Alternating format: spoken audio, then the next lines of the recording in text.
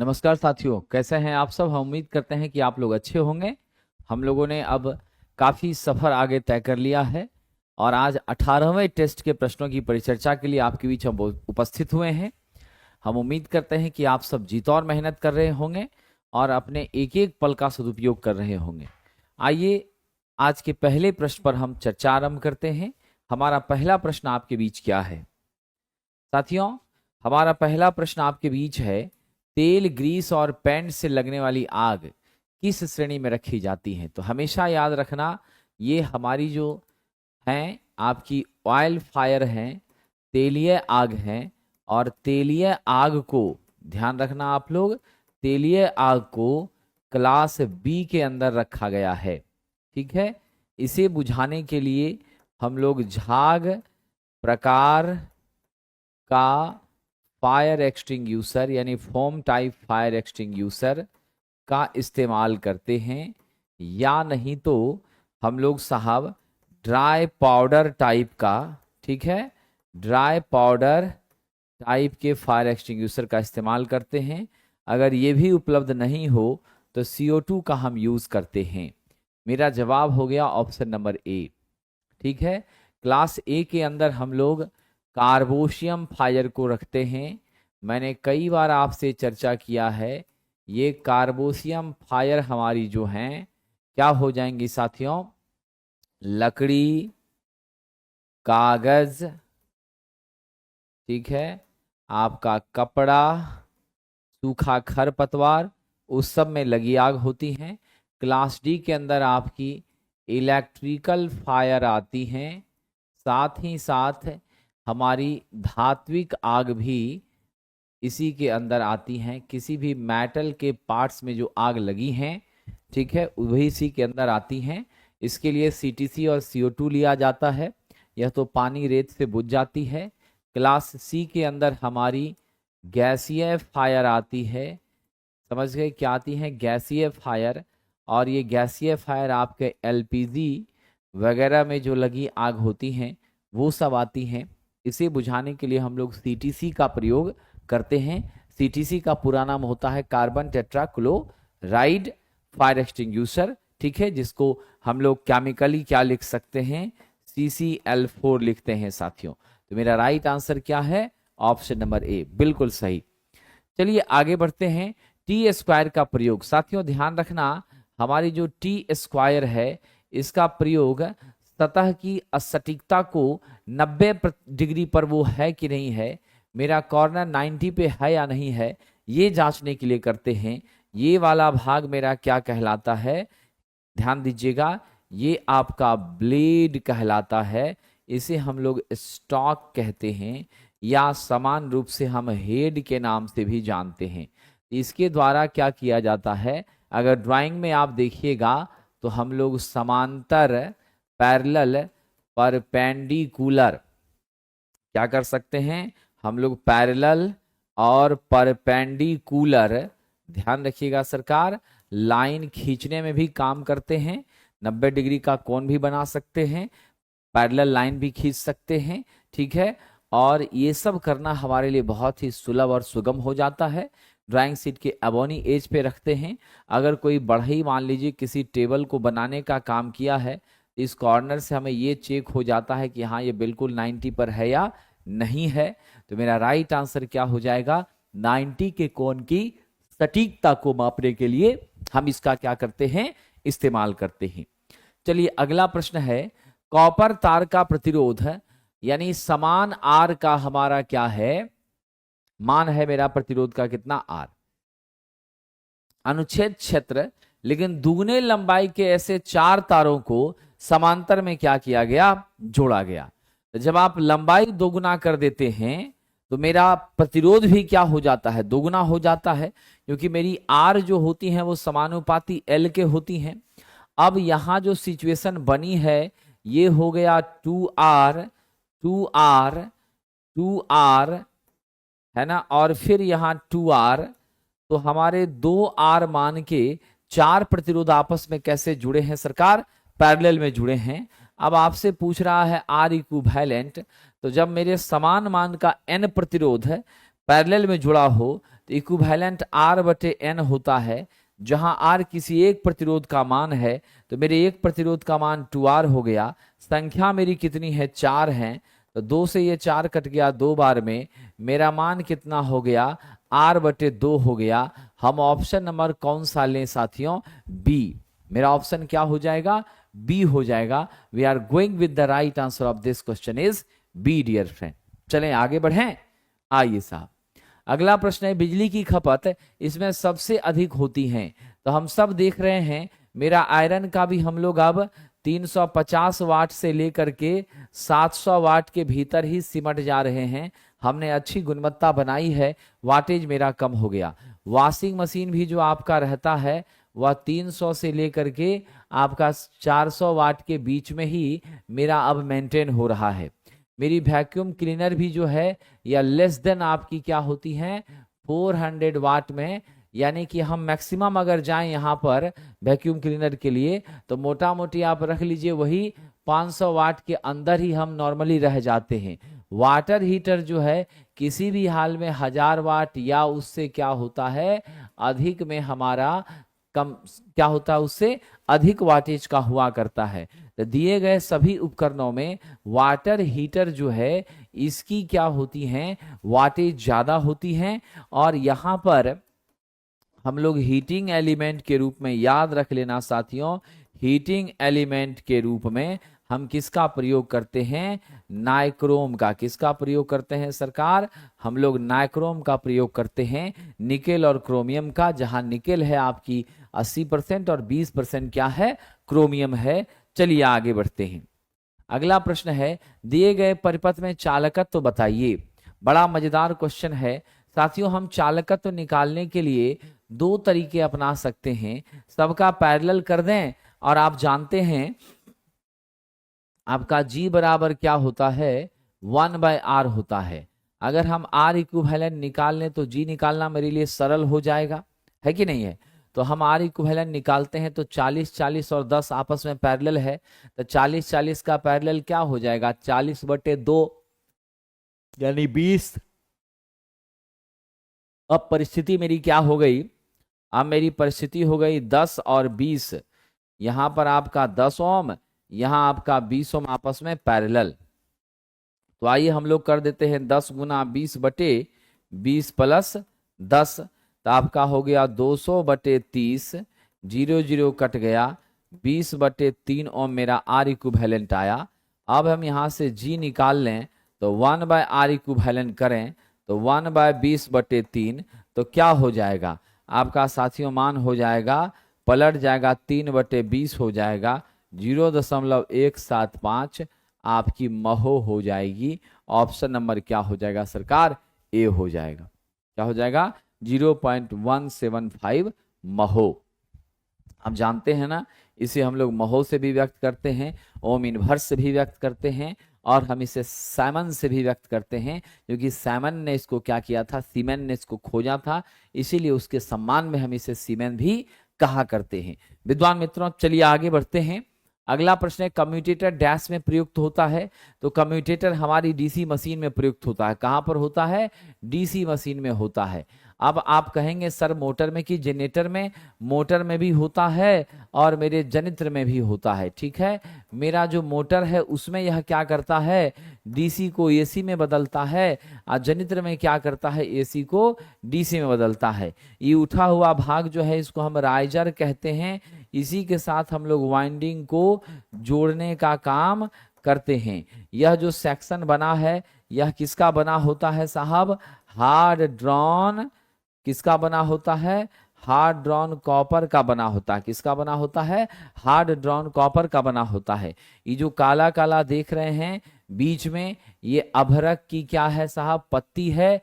Insulation के लिए यहाँ पर हमने क्या किया है, यूज करने का प्रयास किया है। ठीक है, तो मेरा सीधा जवाब क्या हो जाएगा यहाँ पर, ऑप्शन नंबर सी, क्योंकि यहाँ ऑप्शन डीसी मोटर दिया है जिसमें यूज तो हम कर ही रहे हैं, इसीलिए उत्तर क्या ले लेंगे, ऑप्शन सी ले लेंगे। आइए मेरे वैज्ञानिक साथियों, अगला है रोटरी कन्वर्टर में एसी और डीसी को डैश द्वारा प्राप्त किया जाता है। तो एसी डीसी को कैसे प्राप्त करते हैं? आप यहाँ पर देते हैं 3 फेज का मोटर और इस मोटर के साथ कपल करते हैं आप किसको? डीसी जनरेटर को। किसको कपल करते हैं? डीसी जनरेटर को। और फिर आपको क्या मिलती है? डीसी। यहाँ आप क्या दिए थे? 3 फेज एसी। तो देखिए तो आपने क्या किया है, लिया है इलेक्ट्रिकल पावर और उसको मैकेनिकली क्या किया है? कपलिंग। अब मैकेनिकल कपलिंग करने के बाद शाफ्ट को घूमने से अब फिर आपने जनरेटर का शाफ्ट घुमाया है। और जब जनरेटर का शाफ्ट घूमता है तो अस्थिर चुंबकीय क्षेत्र को काटता है और जब उसको काटता है तो क्या मिलती है? डीसी मिलती है। इसलिए मेरे विद्वान साथियों, जीवन भर याद रखना, राइट आंसर क्या हो जाएगा? यांत्रिक शक्ति के माध्यम से शाफ्ट को घुमा करके और तब डीसी जनरेटर द्वारा क्या करते हैं? डीसी प्राप्त करने का काम कर रहे हैं। चल क्वाइल टाइप का इंस्ट्रूमेंट, मूविंग क्वाइल, यानी इसको पीएमएमसी कहा जाता है, परमानेंट मैग्नेट मूविंग क्वाइल। यहां पर जो साथियों आप ध्यान रखेंगे, यहाँ स्प्रिंग कंट्रोल सिस्टम का क्या किया जाता है? कंट्रोलिंग के लिए प्रयोग किया जाता है। यहाँ डैम्पिंग के लिए हम लोग एडी करेंट डैम्पिंग का किसका यूज करते हैं? एडी करेंट डैम्पिंग का हम लोग क्या करते हैं? प्रयोग करते हैं। ये है हमारा साहब जी मूल तत्व। उसके बाद आप ध्यान रखिएगा, टॉर्क वेट रेशियो क्या होता है? यहाँ पर टॉर्क वेट रेशियो हमारी क्या होती हैं? उच्च होती हैं। इसकी सेंसिटिविटी ध्यान रखिएगा, इसकी सेंसिटिविटी क्या होती हैं? उच्च होती हैं, ध्यान रखिएगा। इसकी सेंसिटिविटी क्या होती हैं? उच्च होती हैं, समझ गए? इसके माध्यम से अब मैं एक और इंफॉर्मेशन दे दूं, इसका स्केल लीनियर होता है। यहाँ टीडी समानुपाती आई के होता है। क्या होता है? टीडी समानुपाती आई के होता है। मेरा कंट्रोलिंग टॉर्क टीसी समानुपाती थीटा के होता है। फाइनली थीटा आई के समानुपाती हो जाती है। उतना ही आपका ट्विस्टिंग होता है जितनी की हमारी करंट है। अब आप कहेंगे सर स्प्रिंग किस चीज का होता है? तो मेरा स्प्रिंग बहुत मजबूत होता है। यह आपका फॉस्फर ब्रॉन्ज का बना होता है। किसका होता है मेरे विद्वान मित्रों? फॉस्फर ब्रॉन्ज का बना होता है। तो मेरी राइट आंसर क्या हो जाएगी? चल कॉइल वाले उपकरण सिर्फ और सिर्फ डीसी के करंट और वोल्टेज को मेजर करने का काम करते हैं। ओनली डीसी को हम मापने में सक्षम भी होते हैं। चलिए आगे बढ़ते हैं साहब। तुल्यकालिक मोटर में मोटर को एसी पावर का मान, सिंक्रोनस मोटर में जो मेरी एसी पावर होती है उसका मान आपका होता है साहब, अगर आप P3 फेज की बात करेंगे तो आपका कितना निकलेगा? 3 VPH IPH cos फाई मिलेगा। इसी को लाइन में व्यक्त कर दें तो √3 VL IL आपकी क्या हो जाएगी? cos फाई हो जाएगी। यही मेरे आउटपुट का पावर होता है। On behalf of this the equation number B is correct, √3 VI cos phi, जहाँ cos फाई आपका क्या है? पावर फैक्टर है। आप सब जानते हैं मेरी जो सिंक्रोनस मोटर है, कभी भी मत भूलना विद्वानों, मेरी जो सिंक्रोनस मोटर है यह आपकी क्या होती है? नॉट सेल्फ स्टार्टिंग होती है। क्या होती है? नॉट सेल्फ स्टार्टिंग होती हैं, अपने से प्रारंभ नहीं होती, डबल एक्साइटेड होती हैं। स्टेटर को हम देते हैं 3 फेज एसी और इसके रोटर को हम क्या देते हैं? डीसी प्रदान करते हैं, तब भी नहीं चालू होती। हमें पोनी मोटर लेना पड़ता है, डैम्पर वाइंडिंग का प्रयोग करना पड़ता है और ये सदैव एक फिक्स गति NS बराबर 120 F/P पर चलती हैं मैग्नेटिक लॉकिंग के कारण। किसके कारण?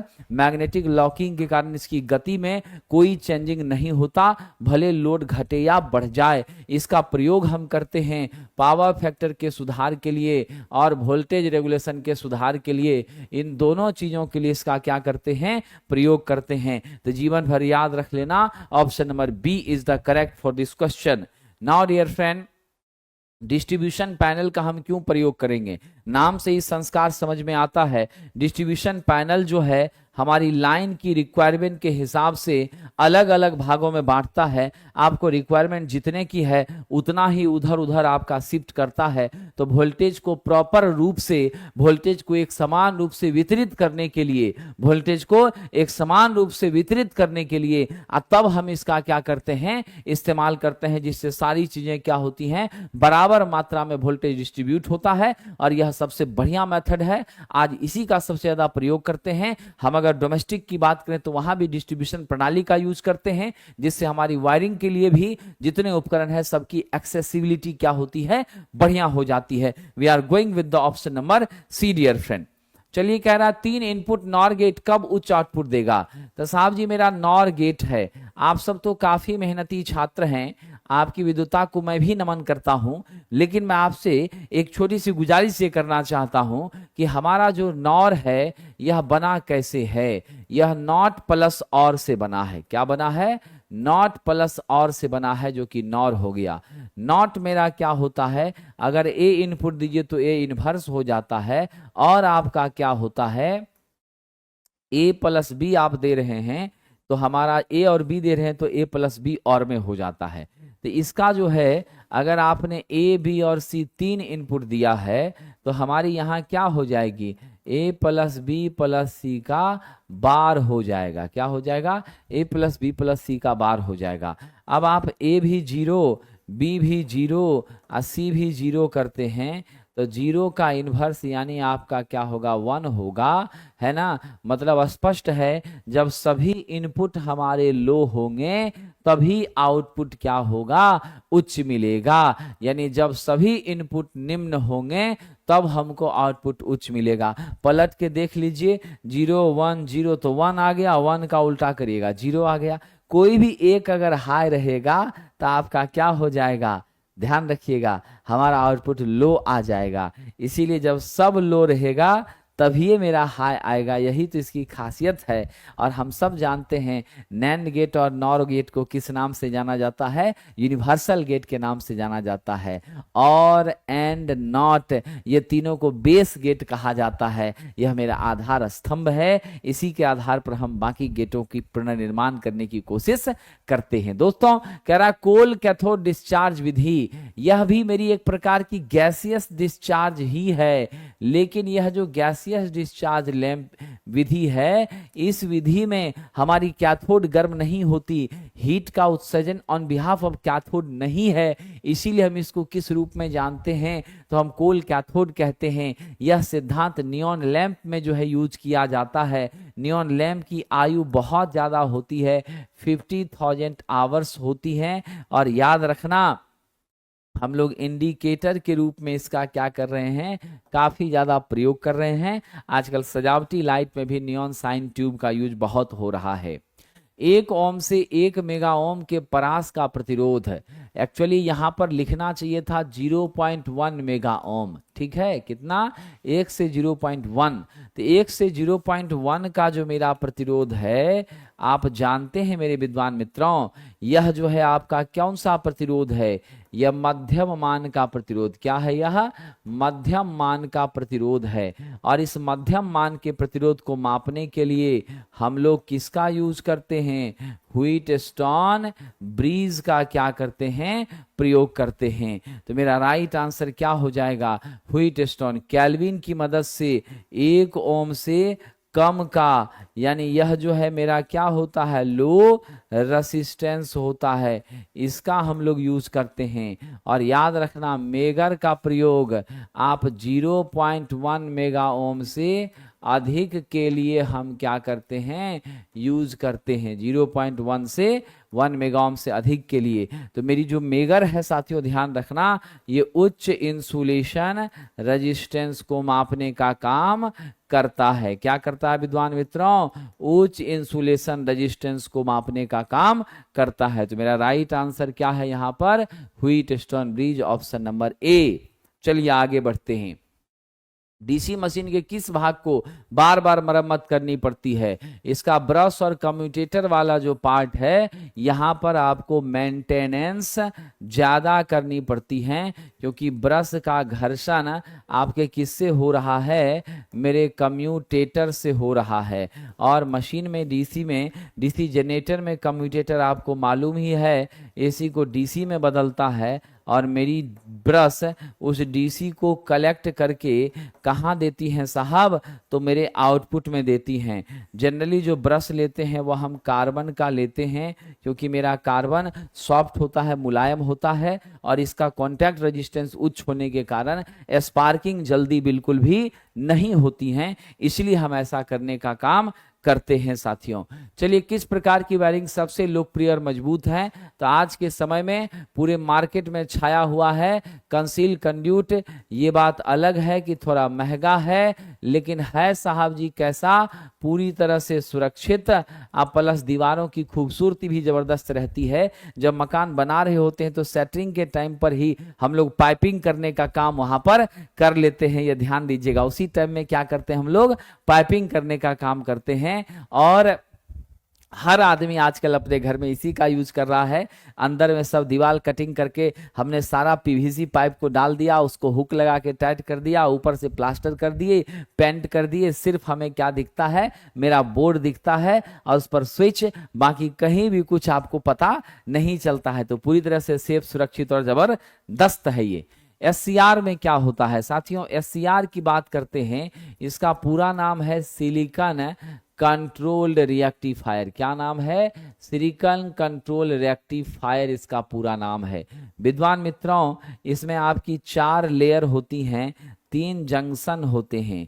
आप देख लीजिएगा, पीएन पीएन है ना, यहाँ मेरा एक जंक्शन J1, यहाँ जंक्शन J2, यहाँ जंक्शन आपका J3, layer 1, layer 2, layer 3, layer 4। तो 4 हमारे क्या होते हैं आपके साहब? लेयर, 3 जंक्शन और 3 टर्मिनल होता है। आपका एनोड, यहाँ पर आपका कैथोड, और इधर आपकी क्या हो जाती है? गेट हो जाती है। तो एनोड, कैथोड और गेट, ये 3 हमारे क्या होते हैं? टर्मिनल होते हैं। तो हम क्या उत्तर दे दें? 3 पीएन संधि। क्या हो जाएगी? 3 पीएन संधि हो जाएगी। चलिए सरकार, आगे बढ़ते हैं। कह रहा 6 वोल्ट की बैटरी के माध्यम से प्रत्येक कूलम आवेश को कितनी ऊर्जा दी जाती है? तो मेरे पास बड़ा ही अच्छा प्रश्न आ चुका है। आप लोगों की इजाजत हो तो इसको हल करने का हम प्रयास करते हैं। ठीक है, बिल्कुल आपकी इजाजत हो चुकी है। तो V बराबर 6 वोल्ट है, और Q बराबर हमारा कितना कह रहा है? 1 कूलम कह रहा है ना? अब सरकार हम यहाँ क्या कर लें? जल्दी से बता दीजिए, हमारा क्या मान हो जाएगा? What will be the magnitude of this? हम लोग यहाँ पर इलेक्ट्रॉन का आवेश क्या होता है? 1.6 इंटू 10⁻⁻19 कूलम होता है। ठीक है, आपसे पूछ रहा है सरकार हमारी एनर्जी कितनी होगी। तो हम लोग यहाँ वर्क को कैलकुलेट कर लें, फिर हम लोग कैलकुलेट करेंगे, मेरे लिए सुलभ हो जाएगा, है ना?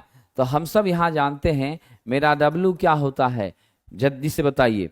V इंटू क्यू हो जाता है। क्या होता है? मेरी W V इंटू क्यू हो जाती है। तो हम लोग यहाँ क्या कर दें? मेरे पास कूलम है, तो चार्ज की बात यहाँ पर हो गई, प्रति कूलम आवेश। तो ऑन बिहाफ ऑफ दिस कितना इलेक्ट्रॉन हो गया? 1.6 इंटू 10⁻⁻19 आपका क्या हो गया? इलेक्ट्रॉन हो गया। ऑन ऑफ दिस हम W का मान अब क्या लिख देंगे? 6 गुना 1.6 इंटू 10⁻⁻19, तो क्या हो जाएगा? 9.6 इंटू 10⁻⁻19 आपका जूल में बदल जाएगा। ऑप्शन नंबर हम कौन सा ले लेंगे? डी नंबर ले लेंगे। क्या ले लेंगे सरकार? ऑप्शन नंबर डी के साथ हम लोग आगे बढ़ जाएंगे, क्योंकि ऐसी स्थिति में मेरी ऊर्जा और कार्य दोनों आपस में क्या हैं? समान हैं। ठीक है, इसीलिए परेशान होने की जरूरत नहीं है। चलिए आगे बढ़ते हैं। कह रहा डीसी मोटर में कौन सा स्टार्टर उपयोग में नहीं लिया जाता? स्टार डेल्टा नहीं लिया जाता। ये हम लोग कहाँ यूज करते हैं? 3 phase squirrel cage induction motor में इसका यूज करते हैं। अगर मोटर की रेटिंग 5 HP से लेकर 20 HP तक होगी तब। 2 पॉइंट का प्रयोग डीसी श्रेणी मोटर में। कहां पर? डीसी श्रेणी मोटर में करते हैं। 3 पॉइंट का प्रयोग जो है यह डीसी शंट में करते हैं। 4 का प्रयोग डीसी कंपाउंड में करते हैं विशेष रूप से, प्लस हम लोग डीसी शंट में भी करते हैं। अगर ये उपलब्ध नहीं है तो यह कंपाउंड में भी यूज किया जा सकता है। किसको? मेरे 3 पॉइंट वाले को क्या किया जा सकता है? कंपाउंड में भी यूज किया जा सकता है। चलिए अगला प्रश्न देख लेते हैं। दिए गए विकल्पों में सबसे छोटी तार गेज संख्या की पहचान कीजिए। ठीक है, सबसे छोटी तार गेज हम जानते हैं मेरा गेज कितना होता है, SWG स्टैंडर्ड वायर गेज का 0 से लेके 36 तक का नंबर होता है। आप जानते हैं SWG नंबर जितना बढ़ेगा तार उतनी क्या होगी? पतली होगी। तार जितनी पतली होगी मेरा रेजिस्टेंस उतना उच्च होगा, मेरी करंट उतनी निम्न हो जाएगी। और SWG नंबर जितना कम होगा तार उतनी क्या होगी? मोटी होगी। तार जितनी मोटी होगी रेजिस्टेंस कम होगा, आई का मान उच्च हो जाएगा। अब यहाँ जो पूछा है उस पर हम लोग फोकस कर रहे हैं कि सबसे पतला तार कौन होगा। तो 15, 38, 40 है तो 40 वाला ना सबसे पतला हो जाएगा। इसमें दिए गए में सबसे ज्यादा रेजिस्टेंस तो 40 का होगा। तो यहाँ उल्टा चलता है कंसेप्ट, समझ गए विद्यार्थी जी? जिसका होता है अधिक, हमारा ध्यान दीजिएगा, जिसका होता है अधिक वैल्यू वह होती है उतनी पतली तार, उसका रेजिस्टेंस उतना ज्यादा।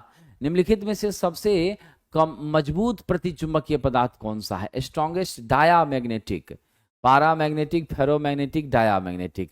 डायामैग्नेटिक वो मटेरियल है जिसमें म्यूआर का मान <1 होता है, यानी इसमें चुंबकीय चालकता की बात आप करेंगे, चुंबकीय परमीएंस की बात करेंगे तो वह यहाँ नेग्लेजिबल है, मिन्ना के बराबर है, ऐसा मैं कहता हूं। और ये जो मेरे पदार्थ हैं, समझ गए कि नहीं, ये आपके चुंबकीय गुण का कंप्लीट विरोध करते हैं। मैग्नेटिक अट्रैक्शन इसमें हो ही नहीं सकता है। तो हमारा कौन सा पदार्थ हो जाएगा? What we consider for the right answer for this. तो साथियों वह मेरा पदार्थ कौन सा हो जाएगा? जल्दी आप ही लोग जवाब दीजिए, आप ही लोग जवाब दीजिए। क्या होते हैं? ऑप्शन नंबर ए हो जाएगा, ग्रेफाइट हो जाएगा। क्या हो जाएगा? मेरा ग्रेफाइट हो जाएगा। ठीक है, बहुत कमजोर, बहुत घटिया, बहुत ही न्यूनतम। चलिए साहब, आपका बूस्टर रिवीजन बैच जो है ये इलेक्ट्रिशियन ट्रेड थ्योरी के लिए है। हालांकि आखिरी समय अब आ चुका है, बहुत कम समय आपके पास बचा हुआ है। होली का पर्व भी अब आरंभ ही हो रहा है कि नहीं है? आरंभ हो क्या रहा है? हो ही गया है एक तरह से समझ लीजिए।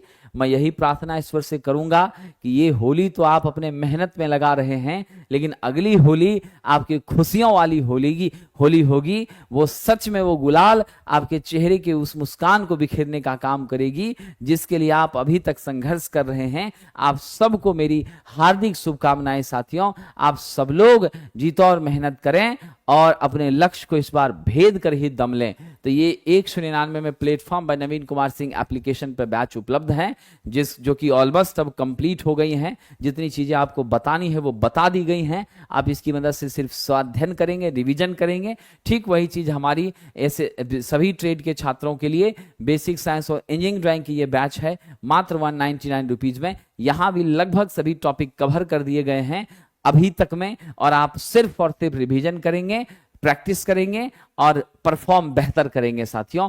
चलिए आगे बढ़ते हैं।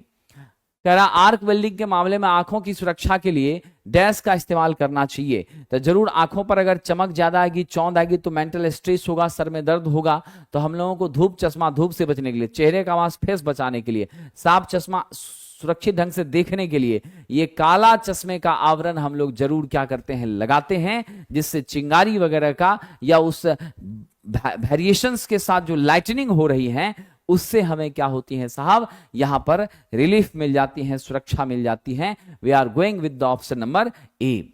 बिना लोड के डीसी सीरीज मोटर को कभी नहीं चलाना चाहिए, क्योंकि बिना लोड के चलाने पर मेरी फ्लक्स 0 हो जाती है और हम जानते हैं मेरी गति मेरे फ्लक्स का व्युत्क्रमानुपाती होती है। अगर यह 0 हो जाएगा तो मेरा स्पीड का मान क्या होगा? अनंत हो जाएगा। बहुत खतरनाक स्पीड पर यह मशीन काम करने लगेगी और फिर उस खतरनाक स्पीड पर मशीन का भी क्षय होना तय है, मशीन का भी क्या होना तय है, क्षय होना तय है, डैमेज होना तय है। तो जवाब दीजिएगा, इसकी गति खतरनाक सीमा तक क्या हो जाएगी, बढ़ जाएगी, डेंजरस हो जाएगी। साथियों स्टार्टिंग और रनिंग वाइंडिंग के बीच फेज अंतर कितना होता है, तो ध्यान दीजिएगा, मेरा जो है यह मेन वाइंडिंग है और ये आपकी स्टार्टिंग वाइंडिंग है। यहाँ सेंट्रीफ्यूगल स्विच लगा हुआ है, बीच में हमारा रोटर है स्क्वायरल केज टाइप का। कैसा रोटर है, स्क्वायरल केज टाइप का रोटर है और इस तरीके से हमने इसको कनेक्ट किया है। ये मेरी आर एम, ये आप ऐसा कर सकते हैं, ये मेरी मेन वाइंडिंग की करंट आई एम और इधर की current I S. Self starting बनाने के लिए हम फेज को स्प्लिट करते हैं। फेज स्प्लिटेशन जो फिजिकली होता है वो कितने का, 90 डिग्री का होता है। तो हम यहाँ कह देंगे विद्युतीय रूप से 90 पर इसको हम लोग शिफ्ट करने का प्रयास करते हैं। ठीक है, तो स्टार्टिंग रनिंग के बीच कितना होता है, 90 का मेरा कोणीय अंतर हुआ करता है साथियों। चलिए, तेल से भरे ट्रांसफार्मर में तेल डैश के रूप में, तो शीतलक के रूप में, इंसुलेटर के रूप में, दोनों रूप में काम करता है। मेरे तेल की डाइलेक्ट्रिक स्ट्रेंथ 30 के भी प्रति mm से कम कभी भी नहीं होनी चाहिए। यही स्टैंडर्ड है, यही रखने का काम करते हैं। और ये नैप्थेनिक और हम लोग सिंथेटिक ऑयल का यूज करते हैं, नैप्था बेस्ड ऑयल का यूज करते हैं। और याद रखना साथियों, यह जो ऑयल है यह बिल्कुल भी आर्द्रताग्राही नहीं होना चाहिए, साथ ही साथ यह ज्वलनशील भी नहीं होना चाहिए। ठीक है, ताप सहने की क्षमता भी इसमें उच्च होनी चाहिए। ये सारी इसकी बेसिक गुणवत्ता है। और जब धीरे धीरे प्रयोग करते करते यह डार्क काला हो जाता है तो तेल को बदल देना चाहिए। इसका मतलब है इसका सामर्थ्य क्या हो चुका है, पूरी तरह से अब समाप्त हो चुका है। जेफेट के संबंध में कौन सा कथन गलत है? सबसे पहले तो विद्वानों हम देख लें जेफेट का फुल फॉर्म क्या है।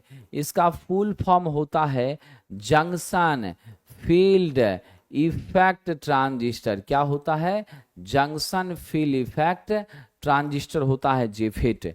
मेरे विद्वान साथियों आप जरा ध्यान दीजिएगा, यह जो junction field effect transistor JFET है यह क्या है, यूनिपोलर है। क्या है साहब, यूनिपोलर है। इसमें जो धारा का संवहन होता है वह सिर्फ एक ही चार्ज कैरियर के कारण होता है, या तो इलेक्ट्रॉन के कारण होगा या तो होल के कारण होगा। और आप ध्यान रखिएगा बीजेटी की अपेक्षा यहाँ नॉइज क्या होती है, बहुत कम हमारी होती हैं। मैं आपको यह बता दूं यह कैसा डिवाइस है, तो आपका फेट फैमिली का मेंबर है। और फेट फैमिली के सारे मेंबर क्या होते हैं, वोल्टेज कंट्रोल डिवाइस होते हैं। क्या होते हैं, कौन सा कथन गलत है, तो वोल्टेज नियंत्रित है, यह सही है। शोर स्तर कम है, यह भी बात क्या है, सही है। ठीक है, बाइपोलर ट्रांजिस्टर नहीं साहब, ये यूनिपोलर है, गलत कथन यही है। इसका इनपुट रिवर्स बायास्ड होता है, यह भी स्टेटमेंट मेरा क्या है सरकार, सही है। ठीक है कि नहीं। और आप जान लीजिएगा इनपुट रेजिस्टेंस 1 मेगा ओम से बहुत ज्यादा, इसका जो आर इन होता है वह 1 मेगा ओम से लेकर के कई 100 मेगा ओम तक हुआ करता है। तो गलत आंसर क्या हो गया, ऑप्शन नंबर ए हो गया। तो हम लोग यहाँ पर क्या उत्तर लेंगे, गलत कथन पूछा था तो हमारा गलत कथन क्या है, ए है। बाकी तीनों कथन क्या है साथियों, सही हैं, ये ध्यान रखिएगा। इसीलिए तो एक ही टाइप का चार्ज कैरियर से जो चलता है तब ना एन चैनल मॉसफेट और P channel N channel MOSFET, P channel MOSFET, N channel JFET, P channel JFET, इस तरह से हम लोग वर्गीकृत करते हैं कि नहीं करते हैं। अगला करा ओसीबी का पूरा नाम बताइए, तो ओसीबी मेरी ऑयल सर्किट ब्रेकर है। यहाँ पर आर्क क्वेंचिंग के लिए ध्यान रखिएगा, आर्क बुझाने हेतु, आर्क बुझाने हेतु हम किसका प्रयोग करते हैं, ऑयल का प्रयोग करते हैं, तेल का प्रयोग करते हैं। और ये तेल मेरी कौन सी होती है, ट्रांसफर तेल होती हैं। इसको हम अपने घरों में यूज नहीं करते, ध्यान रखना। ये सब आपका कहाँ, सब स्टेशन में, बड़े बड़े प्लांट में यूज होता है। इसकी क्षमता 132 से लेकर 400 के भी तक होती है। मिनिमम ऑयल यानी बल्क ऑयल और मिनिमम ऑयल सर्किट ब्रेकर दो तरह की हमारी होती हैं। ऑप्शन नंबर सी आपका राइट आंसर है। कह रहा उच्च टर्मिनल वोल्टेज प्राप्त करने के लिए थ्री फेज अल्टरनेटर को कैसे कनेक्ट करना होगा? हमारे थ्री फेज अल्टरनेटर को स्टार में कनेक्ट करना होगा, क्योंकि स्टार में मेरा VPH क्या होता है, आपका VL/√3। यदि हम लाइन वोल्टेज लेना चाहें तो √3 टाइम्स आपका VPH हो जाता है। स्पष्ट है, यदि आप वोल्टेज उच्च लेना चाहते हैं इन केस ऑफ स्टार, तो आपको मैं सजेस्ट कर दूं साहब, we are mostly going with the option number C, star. यह वोल्टेज को बढ़ाने का काम करता है। √3 टाइम्स हमारी वोल्टेज क्या होती है, ऑन बिहाफ ऑफ डेल्टा अधिक हो जाती है, and the number of turns is also required very less. क्या होता है? Number of turns is also required very less. साथियों, विद्युत धारा ट्रांसफर को कौन व्यक्त कर रहा है? ये आपके पास लाइन डायग्राम दिखाया गया है। ये हमारी D है, C है, B है और A है। A और D तो आप देख के समझ रहे हैं कि दोनों मेरा क्या है, स्विच है, कहीं न कहीं क्या है, संबंध को बनाने का, जोड़ने का है ना, ये काम कर रहा है। ठीक है कि नहीं? अब जरा गंभीरतापूर्वक बताइएगा, which type of elements represents the CT। तो हम लोग क्या करेंगे, जो विद्युत धारा ट्रांसफार्मर CT है उसका सिंबल यही होता है जो कि B नंबर में दिखा रहा है। आपका ऑप्शन क्या हो गया? B हो गया। और आप सब जानते हैं मेरा CT एक प्रकार का क्या है, स्टेप अप ट्रांसफार्मर है। इसका यूज करते हैं उच्च धारा को मापने में। क्या करने में? उच्च धारा मापने में इसका यूज करते हैं। इतना ही नहीं साथियों, यह भी जान लीजिए मेरी जो CT है, ठीक है ना, इसका सेकेंडरी कभी भी ओपन नहीं होना चाहिए। क्या होना चाहिए? सेकेंडरी ओपन नहीं होना चाहिए। सेकेंडरी सदैव क्या होनी चाहिए? आपकी क्लोज्ड या सॉर्टेड होनी चाहिए। क्या होनी चाहिए? क्लोज या सॉर्टेड होनी चाहिए। PT में ऐसा नहीं है, वहां चलेगा, वहां ओपन रहा तो चलेगा, PT में दिक्कत नहीं है। कह रहा 1 एम्पियर विद्युत धारा को किसके प्रवाह के रूप में परिभाषित करते हैं? तो साहब जी 1 एम्पियर की विद्युत धारा है, आपको मालूम है I बराबर क्या होता है, Q इंटू टी की Q/T। बिल्कुल सही कहा साहब, क्या होता है? Q/T। तो अगर 1 कूलम चार्ज को 1 सेकेंड के लिए आप किसी तार से प्रवाहित कर देते हैं तो मेरा कितना करंट हो जाता है? 1 एम्पियर। तो रिलेशन ही होता है एम्पियर बराबर कूलम प्रति सेकेंड। तो क्या जवाब देंगे? 1 कूलम प्रति सेकेंड यदि मेरी चार्ज प्रवाहित हो रही है तो that becomes 1 ampere current. In this question number 29 we are going with the option B। साहब जी किसी कंडक्टर की प्रतिरोधकता किस पर निर्भर करती है?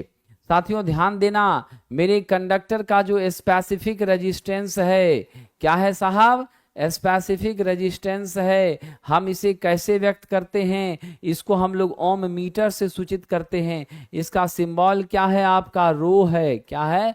रो है।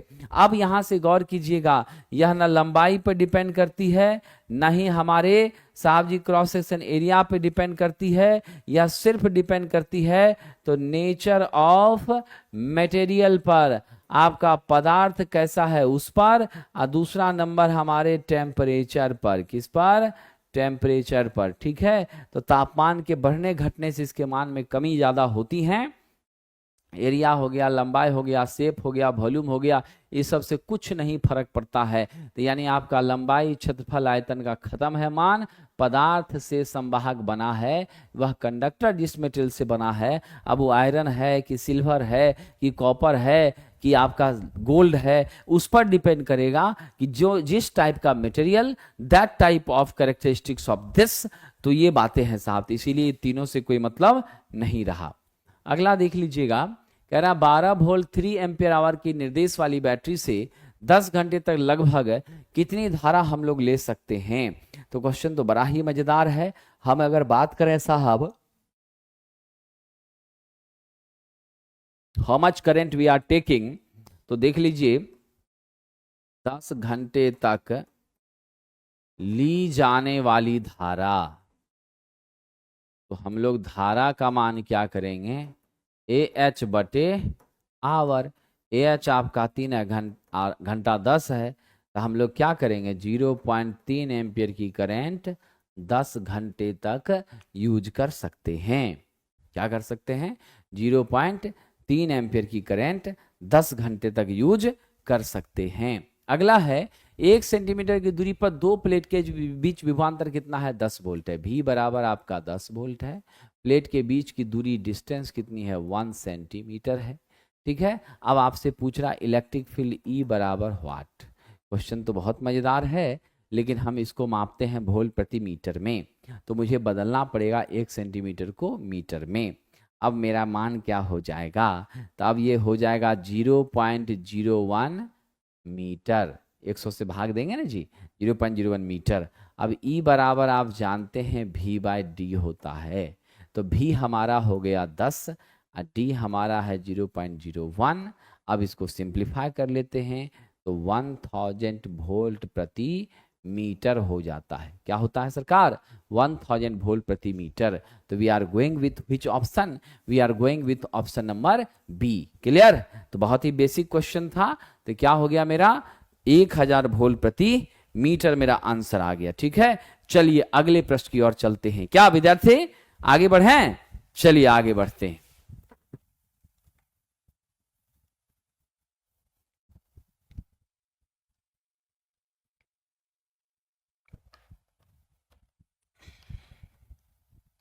बिल्कुल होगा, क्यों नहीं होगा। आपका डिस्कशन जो है, ये मैंने आपसे जो वादा किया है कि 20 टेस्ट का डिस्कशन होना है, गारंटी के साथ होगा। 18वें को आज हम पूरा कर रहे हैं, कल 19वां होगा और परसों 20वां होगा। और उसके बाद आप लोग सेल्फ स्टडी करिए। बिल्कुल परेशान होने की जरूरत नहीं है, चिंता करने की जरूरत नहीं है। बस आपको सेल्फ स्टडी जोरदार तरीके से करना है। जितना चीज है, जो भी आपके पास कंटेंट है, मटेरियल है, सबको आप कलेक्ट कर करके बस 5 दिन 7 दिन कंसंट्रेट होकर के रिवीजन करना है, रिवीजन करना है, आत्मसात करना है, मंथन करना है। समझ गए कि नहीं? अब ज्यादा भाग दौड़ करने का समय नहीं रहा। अब शांत चित्त होकर के समुद्र बन जाना है और अपना लोहा 19 और 20 तारीख को अपनी ताकत दिखानी है। चलिए आगे बढ़ते हैं साहब। 5% सहनशीलता के साथ 1 किलो ओम प्रतिरोधक का रंग कूट क्या होगा? यानी आपके पास कह रहा है कि 1000 ओम का मेरा प्रतिरोध है, अब ±5% सहनशीलता है, तो 5% सहनशीलता से तो हम लोग समझ गए कि भाई गोल्डन कलर है। ठीक है, अब इस 1000 को हमको तोड़ना है AB × 10⁻C में।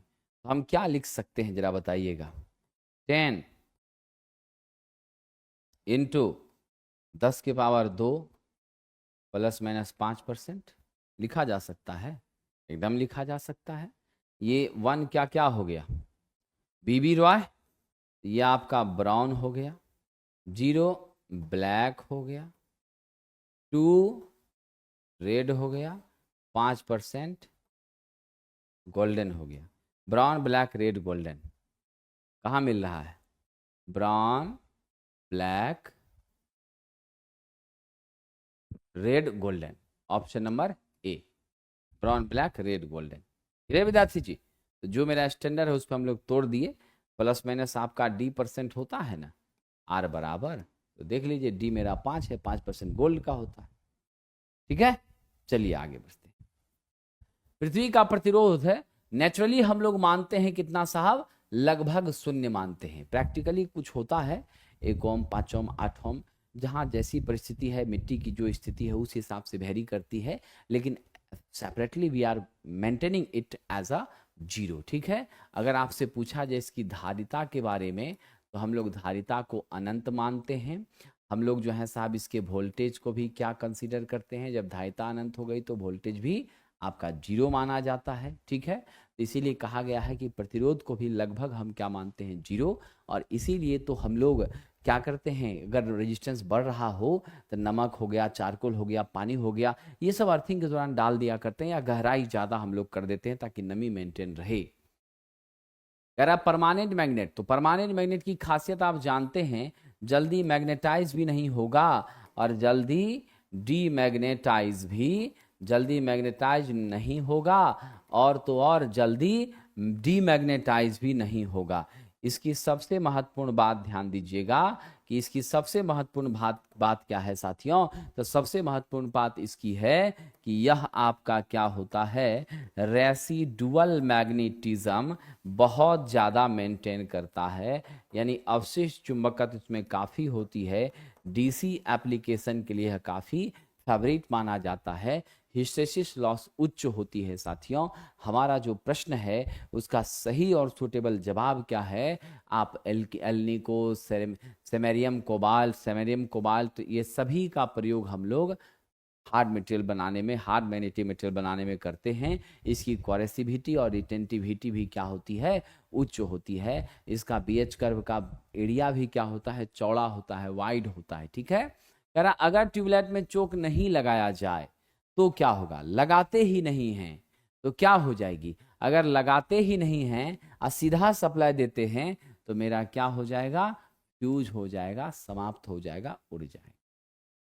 क्योंकि फ्यूज जो चोक है ना, श्रेणी में लगाते हैं हम लोग, ठीक है, और उसका काम है डिस्चार्ज के लिए, गैसियस डिस्चार्ज के लिए श्रुआती वोल्टेज को बढ़ाना, और जब वोल्टेज बढ़ा के डिस्चार्ज स्टार्ट हो गया तो करंट को क्या करना, लिमिट कर देना, यही इसका मूल काम है।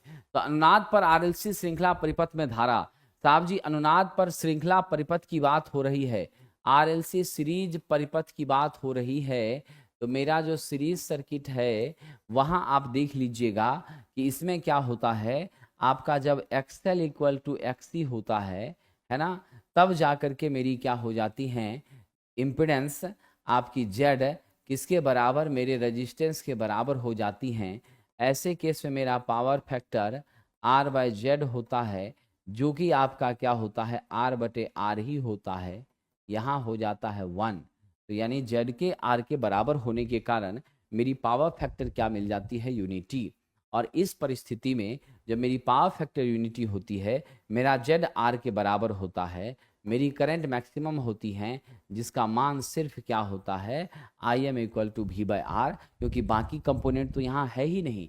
तो इसीलिए हम कौन सा उत्तर ले लें, आरएलसी श्रृंखला परिपथ में धारा का मान सर्वाधिक होता है, महत्तम होता है, क्योंकि मेरी प्रतिरोध भी मात्र बचती है, मेरा रिएक्टेंस का टर्म पूरी तरह से यहाँ से खत्म हो जाता है। समझे कि नहीं? तो क्या उत्तर ले लेंगे जी, ए नंबर। और एक छोटी बात बता दूं, इस सिचुएशन पर अगर पूछ दे रिजोनेंट फ्रीक्वेंसी कितना, तो 1/2π√LC कितना हो जाएगा, 1/2π√LC। चलिए आगे बढ़ते हैं। किस विद्युत उत्पादन संयंत्र की संचालन लागत, तो देखिए साहब जी, संचालन लागत सबसे कम किसकी होती है, हाइड्रो इलेक्ट्रिक की। साथ ही साथ इसका गेस्टेशन पीरियड भी क्या होता है, उच्च होता है।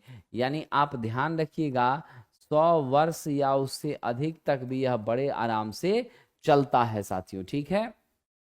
उसके बाद आपको मैं बता दूं कि यहाँ पर शुरुआती खर्च, इनिशियल कॉस्ट इसका क्या होता है, इनिशियल कॉस्ट इसका उच्च होता है, इसमें कोई शक नहीं है। लेकिन हाइड्रो इलेक्ट्रिक का जो आप समझ लीजिए, लागत तो मेरा उच्च हो गया, लेकिन ऑपरेशन का जो साहब झमेला है, संचालन की लागत, संचालन समझ लीजिए नगण्य है, बहुत कम है। और उसके बाद यहाँ इंजीनियर्स की भी संख्या कम हो जाती है। बनाने के टाइम में तो एक्सपर्ट सबको हम लोग बुलाते हैं, रहते हैं, बहुत भीड़ रहती है, बस 3-4-5 आदमी मिलकर ही पूरा प्लांट चला लेता है। समझ गए, सारी चीज़ें तो अब ऑटोमेशन पर भी बेस्ड हो गई हैं, तो इसका ऑपरेशन बहुत ही नगण्य होता है। क्योंकि फ्यूल में जो खर्चा हो रहा था वो तो आपका फ्री में पानी आ रहा है, बाढ़ का नियंत्रण हो रहा है, हरियाली फैल रही है, प्रदूषण पर्यावरण में नहीं हो रहा है, कितना फायदा है। तो इसीलिए हम लोग यहाँ क्या जवाब देंगे, इसकी संचालन लगभग नेग्लेजिबल होती है। आइए आगे बढ़ते हैं। अगला प्रश्न है, नेशनल कोड ऑफ इंडिया के अनुसार, यानी एनईसी के अनुसार, न्यूट्रल का रंग हम लोग कैसा लेते हैं, ब्लैक लेते हैं। ब्लैक किसके लिए है, न्यूट्रल के लिए है। ग्रीन किसके लिए है, तो हमारे अर्थ के लिए है, ठीक है, किसके लिए है, अर्थ के लिए या अर्थिंग के लिए है। नीला और लाल ये फेज तार का निरूपण है, किसका है, फेज तार का, ठीक है, लाल नीला और यहाँ बीच में एक पीला, यह भी आपका क्या है साहब, फेज तार के रूप में है। समझ गए, तो रेड, येलो, ब्लू ये फेज तार है, ग्रीन अर्थ पॉइंट है, अर्थिंग है, और मेरा ब्लैक क्या है, न्यूट्रल है। रूप गुना किसका अनुपात होता है? फॉर्म फैक्टर के एफ। ये मेरा आरएमएस वैल्यू बटा आपका क्या होता है? Average value. अब देख लीजिए साहब, आरएमएस 0.707 वीएम होता है और मेरी एवरेज 0.637 वीएम। दोनों कट के कितना आ गया? 1.41 आ गया। कितना आ गया जी? 1.41। तो मेरा जवाब यहां से 1.41 कहां से आएगा? 1.1 आएगा? बताइए, 1.11 आएगा जी। 1.41 किसका आता है? पीक फैक्टर का। समझे कि नहीं? इसलिए इस सिली मिस्टेक नहीं होना चाहिए। 1.11। तो राइट आंसर क्या दे दीजिएगा? आपका आरएमएस मान और औसत मान का रेशियो, ऑप्शन नंबर डी, 40 का डी। चलिए फॉर्म, आप पीक फैक्टर बताइए। तो पीक फैक्टर रहेगा के पी, ये क्या होगा? मैक्सिमम वैल्यू अब बटे आपकी आरएमएस वैल्यू। तो यहाँ हो जाएगा वीएम अब बटे 0.707 वीएम। यहाँ आने के बाद हमारा होता है 1.414। तब फिर समस्या हमारी क्या हो जाती है? बिल्कुल नहीं रह पाती है। अगला है आपका 3 फेज डेल्टा कनेक्शन। तो सरकार जब डेल्टा कनेक्शन लीजिएगा तो ये पैरेलल में हमारा डेल्टा है आर वाई बी। ऐसे सिचुएशन में मेरी फेज वोल्टेज लाइन के बराबर हो जाती हैं, लेकिन मेरी फेज करंट आपका लाइन बटा √3 होता है ना? और मेरा line current √3 into I P H होता है। अब इसमें देख लीजिएगा मेरा क्या हो जाएगा? लाइन करंट फेज करंट के बराबर नहीं, लाइन करंट फेज करंट का √3 गुना आई एल बराबर √3 आई पी एच। इसके माध्यम से 3 फेज 3 वायर सिस्टम का ही सिर्फ क्या कर सकते हैं? विकास कर सकते हैं। समझ गए? यह 3 फेज 4 वायर हमको नहीं देगा। तो मेरा राइट आंसर है ऑप्शन नंबर सी।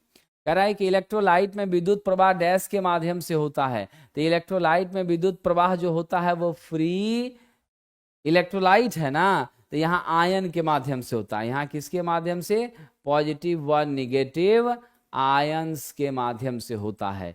धनात्मक ऋणात्मक आयन फ्री इलेक्ट्रॉन की मदद से मेरे कंडक्टर में धारा का प्रवाह होता है। ठीक है? होल व इलेक्ट्रॉन की मदद से आपका कहां पर? सेमी कंडक्टर में धारा का प्रवाह होता है। किसकी मदद से? होल और इलेक्ट्रॉन की मदद से। फ्री इलेक्ट्रॉन की मदद से कंडक्टर में, और पॉजिटिव निगेटिव आयन की मदद से मेरे इलेक्ट्रोलाइट में। जानते हैं मेरे इलेक्ट्रोलाइट के रूप में, लिक्विड कंडक्टर के रूप में KOH का, H2SO4 का, है ना, इन सब का हम विशेष रूप से इस्तेमाल अलग अलग सेल्स में करते हैं। करा 6 वोल्ट का सीसा एसिड बैटरी है, आंतरिक प्रतिरोध 0.01 ओम दिया हुआ है। बैटरी के लघु परिपथ होने पर कितना करंट पास करेगा? क्वेश्चन तो बहुत ही कष्टदायक पूछ दिया जी। मेरा इंटरनल प्रतिरोध 0.01 ओम दे दिया। मेरी वोल्टेज 6 वोल्ट हमें बता दी गई है। कह रहा सर्किट आपका कर गया शॉर्ट। आई बराबर आप जानते हैं कैपिटल ई या भी बटे कैपिटल आर प्लस आर। तो मेरा कैपिटल ई कितना, भी कितना? मेरा भी है 6, आर कितना? तो मेरा एक्सटर्नल तो शॉर्टे कर गया तो 0 हो गया, प्लस आपका कितना हो गया? 0.01 हो गया। तो 6/0.01 बराबर आपका 600 क्या आ गया? एम्पियर। तो देख लीजिए कितना गुना करंट मेरा भाग गया। बहुत ज़्यादा बढ़ा कि नहीं बढ़ा? समझे? तो इससे स्पष्ट होता है कि जब सर्किट को आप शॉर्ट करते हैं तो करंट मैक्सिमम होती है, रेजिस्टेंस मिनिमम होती है। इसको कभी नहीं भूलना है। वोल्टेज उसके सापेक्ष 0 जरूर हो जाता है। 5 मिली हेनरी के सेल्फ इंडक्टेंस और 10 एम्पियर की धारा से वहन करने वाले चुंबकीय क्षेत्र के कॉइल में कितनी ऊर्जा होगी? तो हम लोग जानते हैं एनर्जी जो होता है खासकर इंडक्टिव कॉइल में हाफ LI का स्क्वायर होता है। तो 1/2 L का मान हो गया 5 गुना 10 के पावर -3 गुना आपका क्या हो गया? 10। LI का स्क्वायर है तो 10 का स्क्वायर क्या हो जाएगा? 100। तो यहाँ से हम लोग कर दें 1/2 इंटू 5 इंटू 10 के पावर -3 इंटू यहाँ पर 100। तो सिंप्लीफाई कीजिए, 100 में से ये घट गया, कितना हो गया, 10 के पावर -1 और 2 से 5 घट गया तो कितना हो गया, 2.5 है ना। हाँ, 2.5 इंटू 10 का स्क्वायर आपका 100, ठीक है। तो 100 में से चला गया था 10 के पावर -3 में से क्या बचा, सिर्फ -1 बचा, है ना। तो यानी 2.5 बटे भी 10 हो गया। तो 2.5 बटे 10 हो गया तो कितना हो गया, 0.25 जूल आया। तो हम कौन सा उत्तर ले लें, ऑप्शन नंबर, जल्दी बताइएगा क्या हो जाएगा, जल्दी बताइए विद्यार्थी जी, what should be the right answer, option number C है ना, सी में 0.25 यही ना लेंगे। चलिए आगे बढ़ते हैं, अगला प्रश्न देखिए हमारा क्या है। नेक्स्ट क्वेश्चन हमारा है आपके आंखों के सामने, बड़ी मशीनों में पोल डैश से बने होते हैं। तो जो पोल है हमारा, उसका काम है साहब जी चुंबकीय क्षेत्र का विकास करना, और इसी पोल के ऊपर में क्या लपेटी जाती है, वाइंडिंग लपेटी जाती है। तो बड़ी मशीनों में जो मेरे पोल होते हैं वो सीट स्टील लेमिनेशंस के बने होते हैं, और उसको स्क्रू से हम लोग कसने का काम करते हैं, ताकि मेरी लॉसेस जो हैं, eddy current losses, hysteresis losses, ये सब हमारी मिनिमम से मिनिमम हों।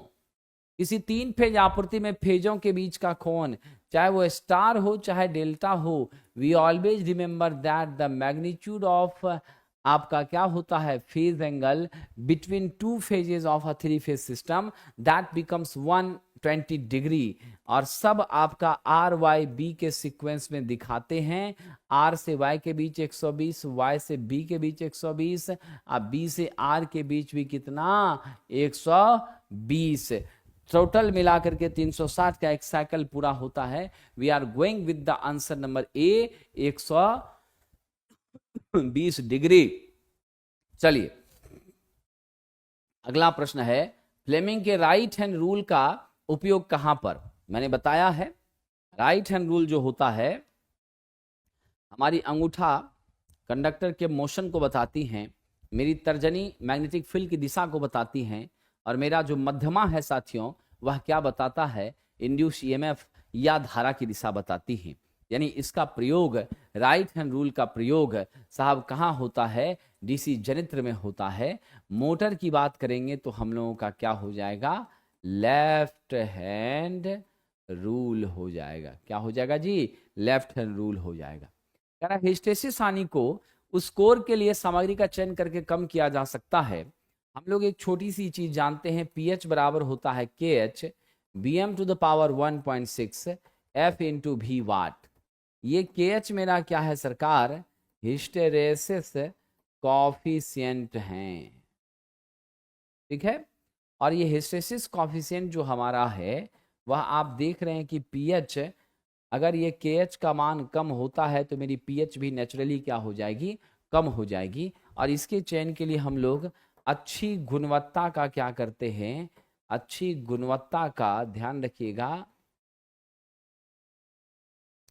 चुंबकीय पदार्थ का, किसका साहब, अच्छी गुणवत्ता के चुंबकीय पदार्थ का हम लोग प्रयोग करते हैं। क्या करते हैं, अच्छी गुणवत्ता के चुंबकीय पदार्थ का हम लोग प्रयोग करते हैं। तो अब वैसा पदार्थ लेंगे जिसका हिस्टैरिसीस गुणांक क्या होगा, लो होगा। जैसे एग्जाम्पल के तौर पे सिलिकॉन स्टील लेंगे, और हम किसको लेंगे, CrGoS को लेंगे। ये दोनों का क्या होता है, कम, सबसे ज्यादा कम CrGoS का होता है, 0.001 हो जाता है। नाभिकीय रिएक्टर में किस पदार्थ को विखंडन दर को नियंत्रित करने के लिए, सरकार हमारा जो न्यूक्लियर रिएक्टर है, गौर करिएगा, उस न्यूक्लियर रिएक्टर में यहां हम लोग क्या करते हैं, इस जगह पर आपका यूरेनियम, फिर बीच में यहाँ क्या होता है, मंदक, फिर यूरेनियम, फिर मंदक। तो ये गति को धीमा करता है मेरा मंदक, ठीक है। आपसे पूछा है विखंडन की दर को, रेट को नियंत्रित करने के लिए, तो यहाँ कंट्रोल रड लगाते हैं। क्या लगाते हैं, कंट्रोल रड लगाते हैं। और कंट्रोल रड के रूप में क्या होती है मेरी, कैडमियम और बोरन की क्या होती है, छड़ होती है, ठीक है। मंदक के रूप में हम लोग किसका यूज करते हैं? ग्रेफाइट का यूज करते हैं, ठीक है। भारी पानी वगैरह का भी यूज कर लेते हैं, लेकिन हमारा जो रियल आंसर है वो for the purpose of controlling the जो हमारा विखंडन हो रहा है उसको नियंत्रित करने के लिए हम किसका यूज करेंगे? कैडमियम की छड़ का नियंत्रक के रूप में साथियों प्रयोग करेंगे। यह सदैव ध्यान रखना। अगर कैडमियम नहीं मिल रहा है तो हम लोग बोरन को लेंगे। किसको लेंगे? बोरन को लेंगे। और ये मेरी चेन रिएक्शन होती हैं। आप जानते हैं नाभिकीय संलयन के माध्यम से जो ऊर्जा मिलती है, जो उष्मा मिलती है, उसका नियंत्रण करना हमारे बस की बात नहीं होती है। इसीलिए हम लोग विखंडन की अभिक्रिया करवाते हैं, और वो भी नियंत्रित विखंडन, श्रृंखला विखंडन अभिक्रिया, चेन रिएक्शन होता है यहाँ पर। चलिए, 3 फेज इंडक्शन मोटर को रिवर्स डायरेक्शन में घूमने का क्या कारण है? 3 फेज की इंडक्शन मोटर क्लॉकवाइज चल रही थी, एंटी क्लॉक क्यों चलेगी? एंटी क्लॉक वो तब चलेगी साहब जब उसके फेज सीक्वेंस को आर बाई बी को आपने कहीं न कहीं आर बी वाई कर दिया है, उलट दिया है, तभी ऐसा होगा। यानी यहां से स्पष्ट है मेरे विद्वान मित्रों कि यदि आपने डायरेक्शन को क्या किया है? चेंज किया है, पलटा है, तभी होगा। यानी आपका कहीं न कहीं प्रदायी लाइन के कला का अनुक्रम, फेज का सीक्वेंस पलट गया है। हालांकि याद रखना, सिंगल फेज में यह नहीं कर पाते हैं, यह सिर्फ 3 फेज में हो सकता है। सिंगल फेज में यदि ऐसा करना हुआ तो स्टार्टिंग वाइंडिंग और मेन वाइंडिंग के टर्मिनल्स को चेंज करना पड़ेगा, ठीक है। दोनों में से किसी एक को चेंज करना पड़ेगा, पहला चीज है। दूसरा है कि डीसी मशीन में भी इसका यूज नहीं कर सकते, ठीक है। वहां भी यदि डायरेक्शन आपको रिवर्स करना है तो आर्मेचर या फील्ड कॉइल दोनों में से किसी एक का कनेक्शन को बदलना पड़ता है, तब जाके डायरेक्शन रिवर्स होती है। यही वो टेस्ट है जो आपके बीच हम पहुंचे हैं, और 20 टेस्ट के सफर में आज 18वां टेस्ट का भी परिचर्चा आरंभ हो गया, और ये अपने अंतिम चरण में है। 19 और 20 करने के बाद फिर यह कंप्लीट हो जाएगा, और लगभग आपको 1500 क्वेश्चन इस पूरे सेशन के दौरान हम आपको कंप्लीट करवा चुके होंगे, जिसमें प्रीवियस ऑलरेडी इंक्लूडेड होगा। और यही वो बुक है जो रामबाण साबित होने वाली है। मात्र 6 सेट इसमें टोटल दिए हुए हैं प्रीवियस ईयर के, जिसका डिटेल सॉल्यूशन दिया है, और यहां पर आपको 20 सेट प्रैक्टिस के दिए हैं। लगभग इसके भी प्रैक्टिस के मुझे लगता है 50% क्वेश्चंस भी मैंने इसका भी आपके बीच कवर कर दिया। कुछ नए क्वेश्चंस हैं जिसको आप अपने अध्ययन के माध्यम से कमान करने का प्रयास करेंगे, तो जीतो और मेहनत करिए और सफल होइए इस बार। आइए अगला प्रश्न देखते हैं साहब। कह रहे हैं पोटेंशियल ट्रांसफार्मर क्या होता है? मेरा पोटेंशियल ट्रांसफार्मर उच्च वोल्टेज को मापने का काम करता है। क्या करता है सरकार? उच्च वोल्टेज का मेजरमेंट करता है, ठीक है। अब उच्च वोल्टेज का ये मेजरमेंट करता है, बात तो सही है, लेकिन यह भी एक महत्वपूर्ण बात है। यहां पर क्या है विद्वान, जरा बताना। यहां यह बात है सरकार कि यह मेरी स्टेप डाउन होती हैं। क्या होती हैं? स्टेप डाउन टाइप की ट्रांसफार्मर होती हैं।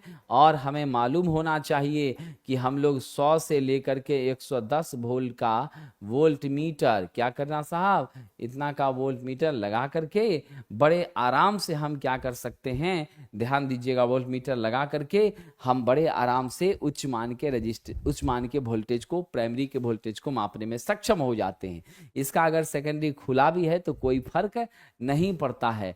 मेरा राइट आंसर यहाँ क्या हो जाएगा? एक प्रकार का स्टेप डाउन ट्रांसफार्मर है। अप मेरा सीटी है, आइडियल का तो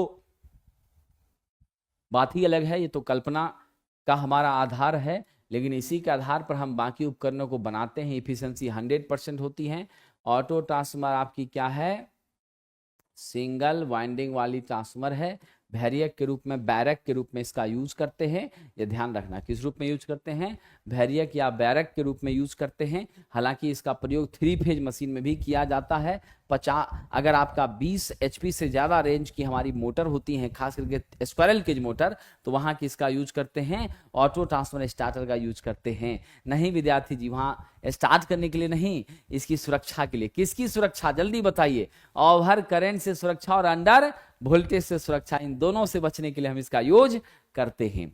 सरकार, पाइप भू संपर्क में चारकोल और नमक इसलिए डालते हैं ताकि मेरा भू प्रतिरोध कम हो जाए, और जब प्रतिरोध कम होगा तो तेजी से मेरी लीकेज करंट धरती में जाएगी। आप पूरी तरह से क्या होंगे? सुरक्षित महसूस करेंगे। आपका जीवन भी सुरक्षित होगा, उपकरण भी सुरक्षित होगा। वह वायरिंग सिस्टम कौन है जो बिजली के झटके से मुक्त है? जल्दी बताइएगा। Web wiring, batten wiring, lead sheath wiring, casing capping wiring. What should be the real answer for this dear friend? I think you are able to give the answer dear friend. Casing capping जो है यह बिल्कुल, इसमें झटका का कोई chance कतई नहीं है। हालांकि हम लोग दो तरह का केसिंग केपिंग करते थे, लकड़ी का और आपका पीवीसी का, लेकिन पहले लकड़ी चलता था तो बहुत महंगा हो गया तो यूज में नहीं लिया जा रहा है। पीवीसी वाला भी काफी दिन काम किया, लेकिन अब इसको भी हम लोग रिप्लेस कर दिए हैं। दोनों तरफ से इसमें खोल लगा रहता है, लेमिनेटेड खोल, इसीलिए चांस कम है। लेकिन अब हम लोग क्या कर दिए साहब, इसको भी रिप्लेस कर दिए। अब हम लोग कंसील कंड्यूट का करने लगे हैं, और कंसील कंड्यूट से बड़े आराम से क्या हो रहा है, सुरक्षित, अट्रैक्टिव और परफेक्ट वायरिंग हो जा रही है। 50 हर्ट्ज 8 पोल एनएस पूछ रहा है। हम लोग क्या करते हैं, 120 F/P करते हैं। तो 120 गुना आपका क्या हो गया, 50 बटा पोल 8, क्या मान निकला, 750 RPM। Option number A is the right answer. चलिए आगे बढ़ते हैं। लैप वाइंडिंग के लिए फ्रंट पिच और बैक पिच। साहब जी, लैप वाइंडिंग के लिए मेरी YF और YB दोनों आपस में लगभग बराबर होती हैं, लेकिन अगर यही हम प्रोग्रेसिव की बात कर दें, इसकी बात कर दें, प्रोग्रेसिव की बात करें और रेट्रोग्रेसिव की बात करें, क्या हो जाएगा? प्रोग्रेसिव में हम बात करें YC का मान, कम्यूटेटर पिच का मान, तो ये +1 है। रेट्रोग्रेसिव में YC का मान क्या है, -1 है। क्या है, YC जो मेरी कम्यूटेटर पिच है +1 है, और मेरी रेट्रोग्रेसिव में YC क्या है, -1 है। तो हम लोग क्या यहां पर साहब जी स्वीकार करें? ऑप्शन नंबर बी, आपका फ्रंट पिच बैक पिच ये दोनों किसके बराबर होता है, मेरे पोल पिच के क्या हो जाता है, बराबर हो जाता है। ठीक है, क्या हो जाता है जी, मेरा फ्रंट पिच बैक पिच ये सब मिल करके किसके बराबर, ये दोनों आपके पोल पिच के बराबर। So we are going with the option number B, pole pitch के क्या है, बराबर है। देखिए, ओवरहेड कंडक्टर के कारण क्या हो रहा है, ओवरहेड कंडक्टर के कारण पोल को खिंचाव से बचाने के लिए विपरीत दिशा में किए जाने वाले वायर को क्या कहते हैं? तो पोल को खिंचाव से, जो लास्ट किनारा पर पोल है, मान लीजिए सबसे अंतिम में गांव में आप ही का घर है और वहां पर पोल आया है, अब इधर से तार आ रही है, इसको डर है कि कहीं हमारा पोल इस साइड न खिंचा जाए ज्यादा ये करने से, तो हम लोग यहाँ क्या करते हैं, क्लैंप लगा करके इस तरह से हम लोग पृथ्वी के अंदर इसको भी दे करके, यह होता है मेरा स्टे वायर। क्या होता है सरकार, यह मेरा स्टे वायर होता है। ठीक है, और इस स्टे वायर की मदद से हम बड़े आराम से इसको सहारा प्रदान करने का काम करते हैं। ठीक है, और सिर्फ सहारा ही नहीं प्रदान करते, यहाँ आपका गे इंसुलेटर होता है, और यह गे इंसुलेटर बिल्कुल भी संपर्क हमारे पृथ्वी के साथ या डायरेक्ट संपर्क इस कॉन्टैक्ट के साथ बनाने नहीं देता है, ये ध्यान रखिएगा। तो मेरा राइट आंसर क्या होगा, बिछाने के विपरीत दिशा में किए जाने वाले तार को, तो पोल के खिंचाव से विपरीत दिशा में खींचे गए तार को स्टे वायर कहते हैं। जैसे नहीं, केला का फल जब बहुत लद जाता है तो पेड़ न गिरे तो हम लोग पीछे से बांस वगैरह सपोर्ट में लगा देते हैं, उसी तरह यहाँ भी हो रहा है। विद्युत प्रेस में प्रयुक्त होने वाली इंसुलेटिंग सामग्री कौन सी है? तो इलेक्ट्रिक आयरन में जो हम इंसुलेटिंग मेटेरियल लेते हैं वो मेरा माइका होता है। माइका जो है उसी के ऊपर हम लोग नाइक्रोम के तार को लपेटने का साहब क्या कर रहे हैं, काम कर रहे हैं, ये ध्यान दीजिएगा।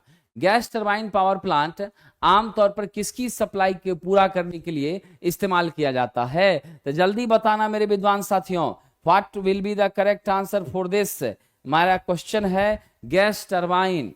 ध्यान रखिएगा साहब, ये गैस टरबाइन जो है यह पीक लोड प्लांट है, ऐसा प्लांट जो सर्टेन समय के लिए चले, और जब हमारी डिमांड बेस लोड की क्या हो, बढ़ जाए, जैसे गर्मी अब आ गई है तो अब धीरे धीरे बिजली की खपत बढ़ेगी, डिमांड बढ़ेगा, तो ऐसे सिचुएशन पर लोड की रिक्वायरमेंट को पूरा करने के लिए हम लोग गैस टरबाइन का प्रयोग करते हैं।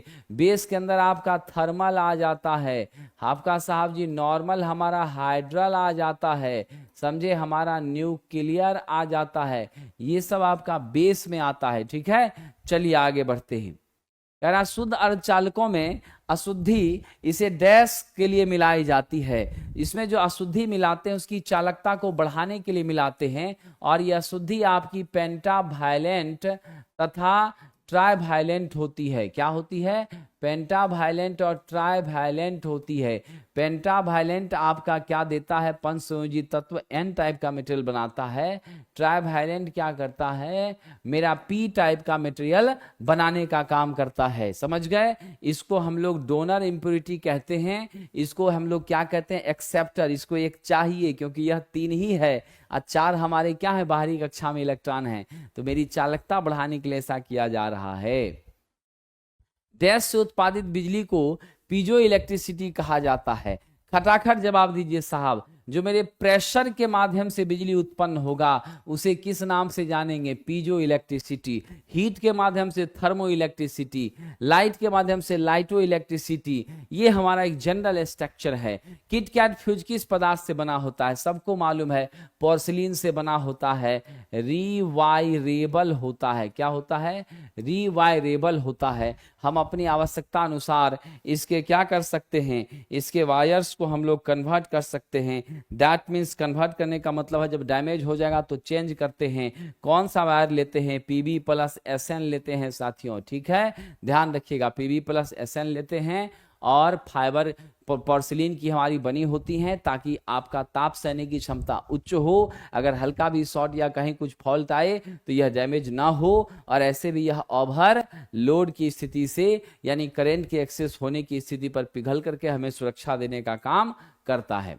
ऊर्जा मापी के एल्युमिनियम डिस्क में तो मेरी जो एनर्जी मीटर थी पुराने समय की इंडक्शन टाइप की, क्या थी एनर्जी मीटर? डिजिटल वाला नहीं, आपका अभी वर्तमान समय में जो चल रहा है वो नहीं, इंडक्शन टाइप की। कौन सी है? इंडक्शन टाइप की। ध्यान दीजिएगा, तो मेरा जो इंडक्शन टाइप का है जरा उस पर समझ लीजिएगा विद्यार्थी जी।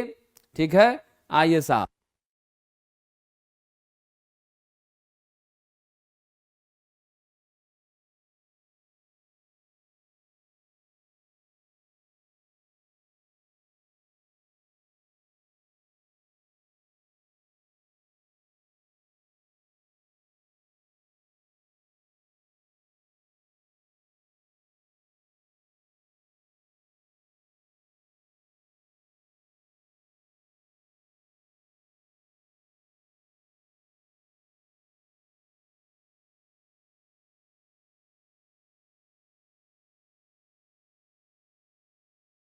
आइए साथियों, तो हम लोग अब देख रहे हैं कि ऊर्जा मापी जो है हमारी, तो पुराना जो मेरा एनर्जी मीटर था वह इंडक्शन टाइप का एनर्जी मीटर सिर्फ हमारी एसी एनर्जी को यह मेजर कर रहा था, इसमें कोई शक नहीं है।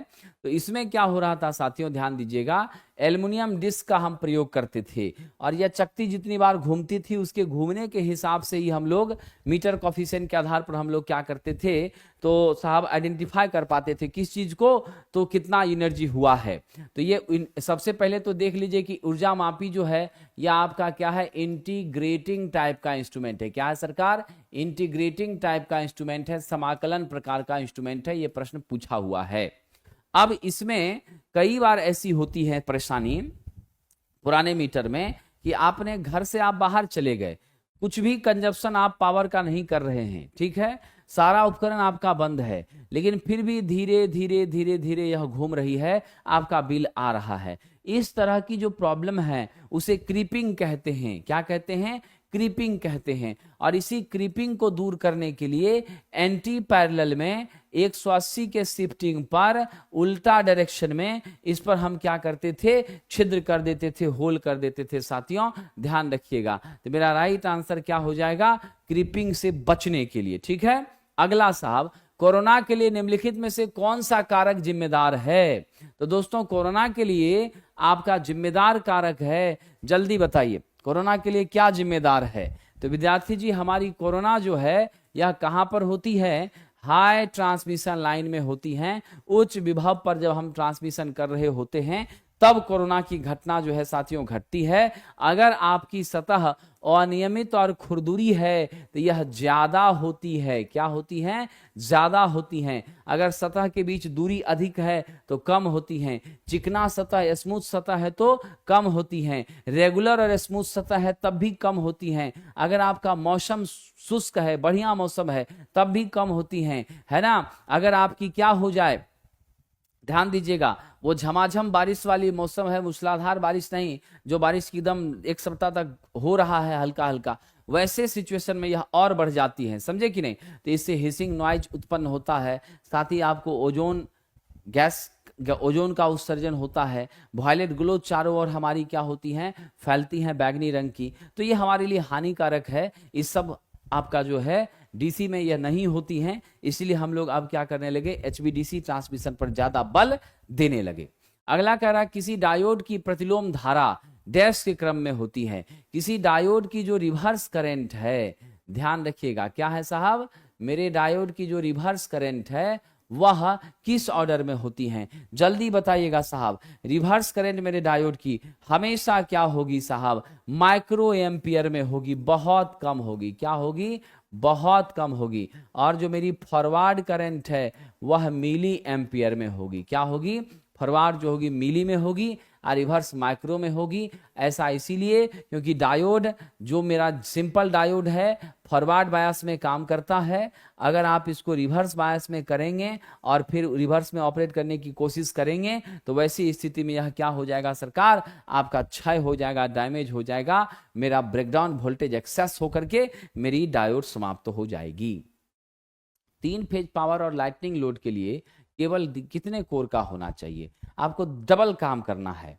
आपको क्या करना है मेरे विद्वान मित्रों, आपको करना है, ध्यान रखिएगा, आपको करना है क्या, 3 फेज का पावर लोड भी आपको चलाना है, ठीक है, आप प्लस आपको सिंगल फेज का लाइट लोड भी क्या करना है, चलाना है। दोनों आपको चलाना है।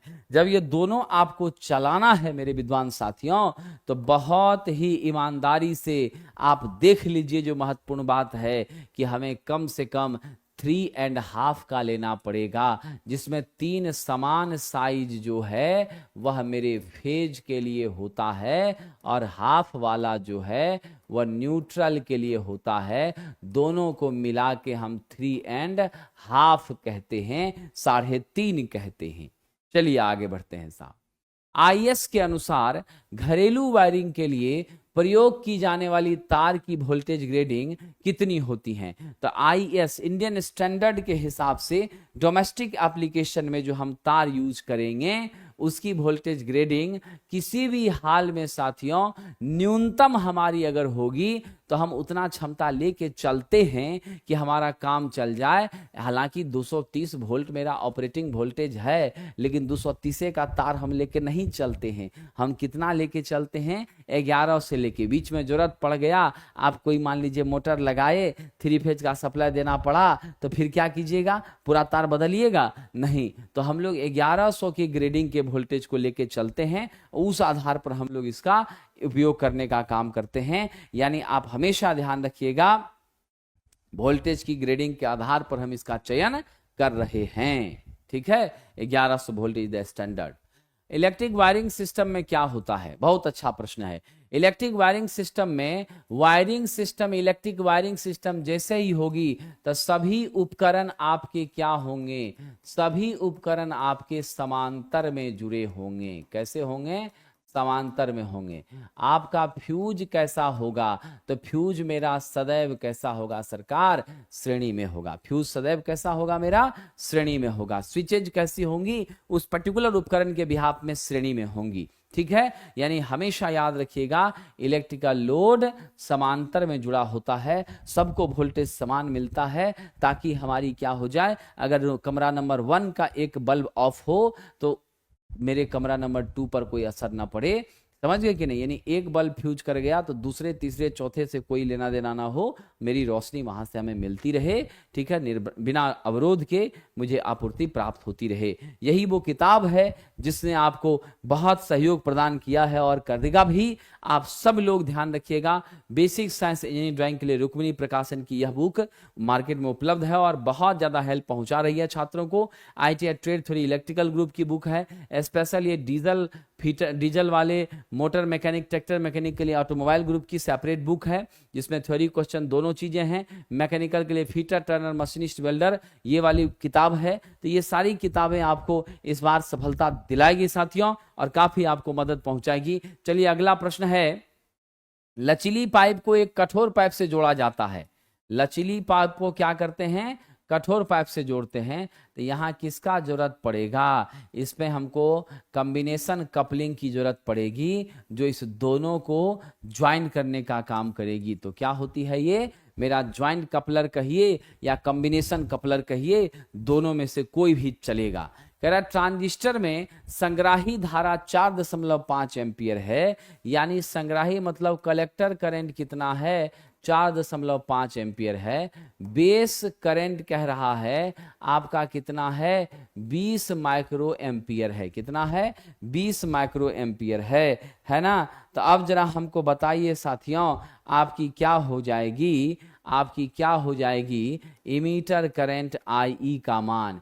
यहां थोड़ा सा मुझे लगता है इन्होंने थोड़ा सा यहां पर क्या हो गया है, चीजों को हमको ध्यान देने की जरूरत पड़ेगी। What will the magnitude of this? तो we are going this into micro से इसको मिली करेंगे तो 0.02 मिली एम्पियर हो जाएगा। क्योंकि सदैव याद रखिएगा, जब भी जोड़ेंगे तो यूनिट को हमको क्या करना पड़ेगा?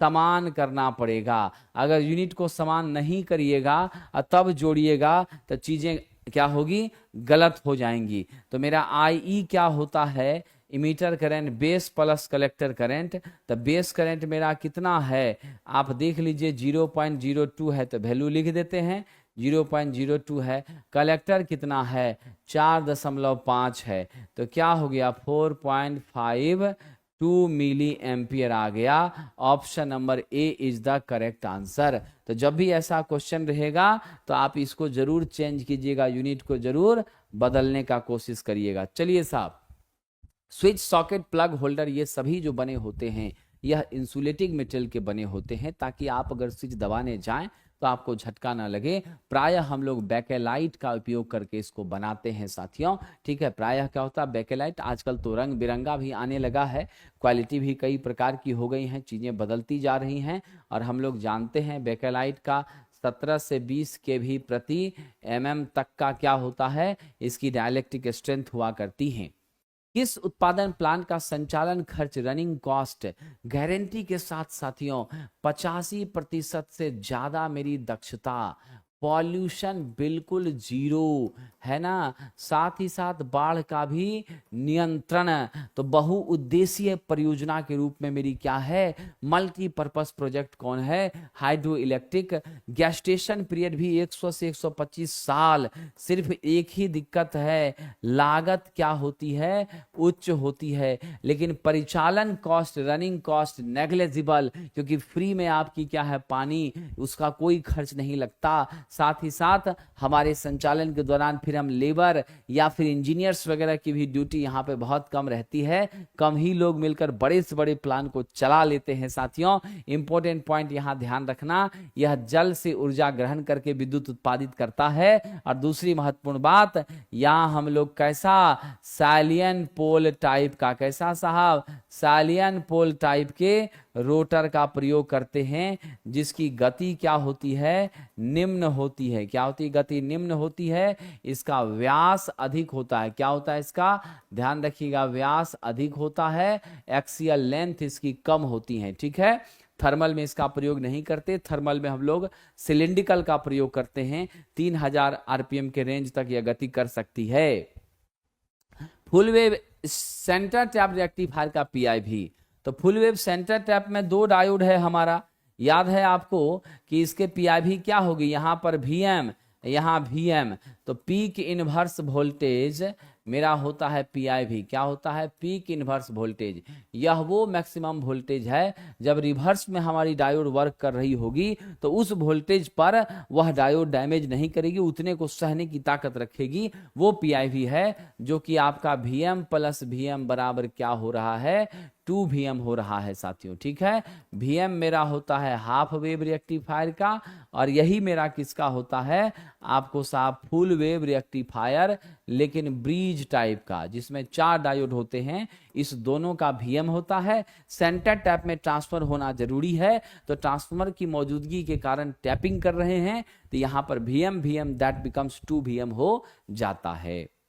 अगला है एक इंडक्शन मोटर, जैसे ही एयर गैप बढ़ेगी, हमारे इंडक्शन मोटर में एयर गैप जो है साथियों, ये आप ध्यान रखना 0.3 से लेकर 0.5 mm तक ही रखते हैं, इससे ज़्यादा नहीं रखते। अगर एयर गैप बढ़ेगी तो मेरे मैग्नेटाइजेशन में भी कमी आएगी, नेचुरली रिएक्टेंस मेरा बढ़ जाएगा, परिणाम मेरी इफिशिएंसी घट जाएगी, और साथ ही साथ मेरा पावर फैक्टर भी क्या हो जाएगा, घटना शुरू हो जाएगा। We are going with the option number D साहब। चलिए आगे बढ़ते हैं। अर्थिंग के लिए किस तरीके में कास्ट आयरन पाइप की आवश्यकता होती है, तो बड़ा ही अच्छा प्रश्न है साहब। पाइप का आवश्यकता कहां पर होगा, पाइपे अर्थिंग में ना होगा, रॉड में तो रॉड होगा, ये पाइप अलग से दे दिया। तो पाइप अर्थिंग में हम लोग पाइप का यूज करते हैं। ठीक है, GI का हम लोग पाइप लेने का प्रयास करते हैं। 38 mm का क्या होता है, कम से कम इसका व्यास होना चाहिए साथियों। ठीक है, गहराई हम लोग 4.75 मीटर तक जाने का प्रयास करते हैं। यह बढ़िया अर्थिंग मानी जाती है, इसमें कोई शक नहीं है। चलिए हम लोग अगले प्रश्न की ओर चलते हैं। कह रहा कौन सा ऑसिलेटर बिल्कुल स्टेबल होता है, बहुत ज्यादा उस ऑसिलेटर में वेरिएशन नहीं आती हैं। सबसे पहले ध्यान दीजिएगा सरकार, मैं आपको बता दूं, मेरी क्रिस्टल कंट्रोल ऑसिलेटर सबसे ज्यादा स्टेबल होती है, इसमें कोई शक नहीं है।